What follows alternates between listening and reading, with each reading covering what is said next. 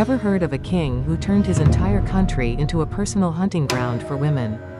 This is the terrifying true story of King Yeonsan of the Joseon Dynasty. Korea's former kingdom, he wasn't always a monster. But absolute power corrupted him absolutely. He created a special task force called the Chehonsa, or the Red Hunters. Their mission: to scour the nation and kidnap the most beautiful women for the king's endless parties. These Red Hunters were untouchable. They'd storm into villages and tear daughters from their mother's arms. Some parents even disfigured their own children, hoping the hunters would pass them by. The entire kingdom lived in constant fear. The kidnapped women were called Hyungchang. They were nothing more than toys for the king's pleasure. His non-stop partying emptied the royal treasury. This era gave birth to a famous Korean saying, Hyungchang Mongchang. It means to party yourself into ruin. But no tyranny lasts forever. The people and his officials finally had enough. They staged a coup, dethroned the king, and the Red Hunters faced their brutal end.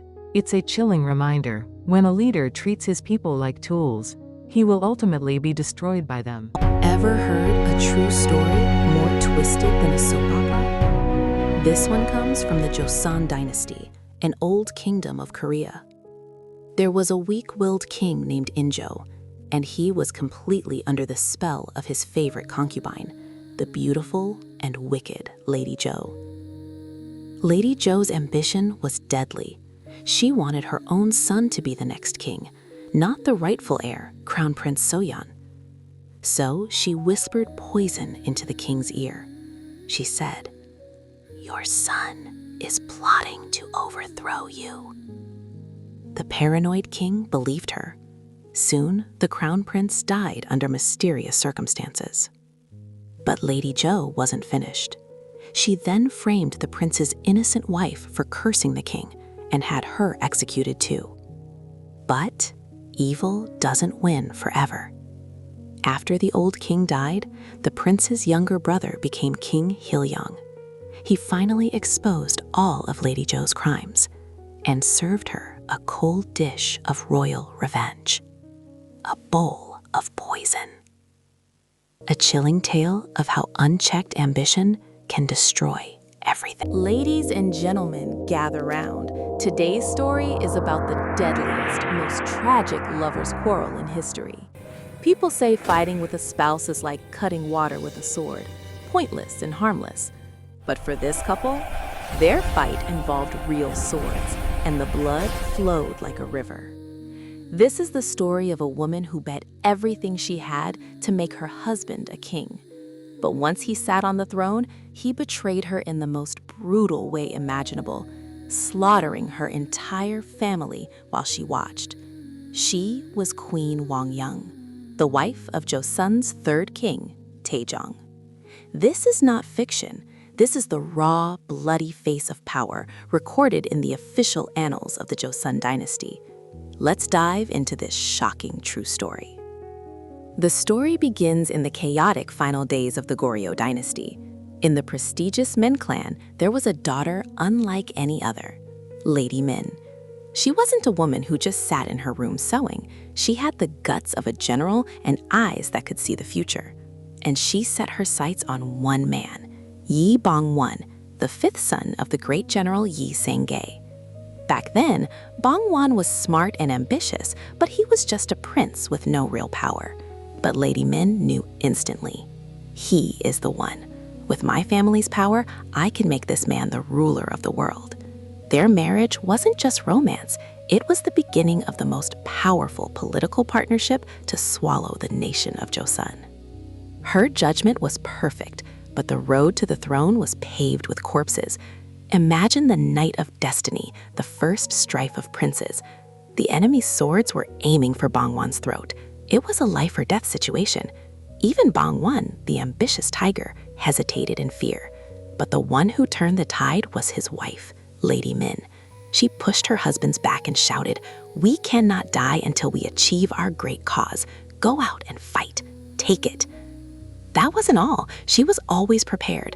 Anticipating this very moment, she had hidden weapons all over the house, behind the kimchi jars, under the floorboards, and even hidden under her wide skirts. She pulled out spears and swords. She armed the servants and commanded the troops herself. That night, the real commander who saved Bong-won and led him to victory was his wife. Her younger brothers also stood on the front lines, holding swords for their brother-in-law. The entire family was covered in blood to secure his victory. After wiping out all their enemies, finally, Yi Bong-won sat on the dragon throne. He became King Taejong. Queen Wang-young must have thought, the suffering is over. My husband is king and my family will shine forever. But ladies and gentlemen, they say power is not shared even between father and son. Did you think it would be different between husband and wife? The king changed. No, perhaps he revealed his true colors. To King Taejong, who dreamed of absolute power, the very family that made him king started to look like an obstacle. He thought, if they made me king, they could also make someone else king. Later, when my son becomes king, if his mother's family is too strong, the royal authority will shake. The king calculated with cruel coldness. There is an old saying, when the hunt is over, the hunting dog is boiled and eaten. That saying was about to become a horrific reality. Finally, the tragedy began. King Taejong accused his brothers-in-law, the very men who fought for him, of treason. The Min brothers are trying to manipulate the power. It was a lie, a forced excuse, but in the era of terror, the king's word was law. When Queen Wang-young heard this news, her heart shattered.